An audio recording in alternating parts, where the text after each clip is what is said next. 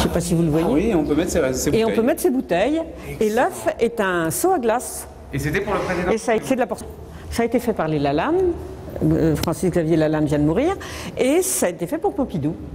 Donc, le musée de Sèvres conserve des objets de toutes les époques. Depuis, toujours, nous avons des pièces qui sont parmi les plus anciennes en céramique. On va les voir. Et nous allons les voir, bien sûr. Ça, c'est du chinois. Alors ça, c'est chinois. Ça, c'est du chinois. C'est pratiquement le plat chinois le plus ancien possédé par les musées nationaux. Et pourtant, le musée Guimet est extrêmement riche dans ses productions. Ça, c'est une pièce chinoise qui montre que les Chinois ne sont toujours pas des gens très très drôles, parce que vous voyez que ces côtes sont tout de même extrêmement sévères sous ce fond noir, alors que juste à côté, nous avons des pièces parisiennes. Comme il s'en trouvait sur la table des rois, qui ont, me semble-t-il, toute cette espèce de fantaisie qu'on aime en France, qu'on a toujours aimé, ces couleurs, ce jaune, ce vert. Et là, on est dans la céramique qu'on maîtrisait en Europe, mais pas de porcelaine. Non, c'est de la terre cuite, oui, c'est pas de la porcelaine, c'est de la terre cuite.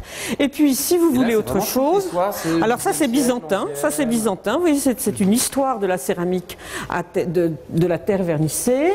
Là, nous avons des pièces antiques qui ont appartenu à Vivant Denon, qui était le premier directeur du musée du Louvre. Et là, nous avons l'illustre Bernard Palissy, que les gens de ma génération connaissent pour avoir brûlé ses meubles, le malheureux, pour avoir fait cuire ces objets qui sont des trompe-l'œil, qui de concombres, qui de coquillages, qui de crabes, qui de colimaçons, qui de serpents, et d'en faire pour la reine, dans les Tuileries, un monde de rêve et de fantaisie, de fantasmagorie totale. Le reste de la collection se trouve dans les réserves du musée des Couans. Combien de pièces représentées dans les collections Nous nous sommes arrêtés officiellement à 50 000. À mon avis, il y en a nettement plus. Et nous avons sur ces 50 000, 5 000 porcelaines de Sèvres.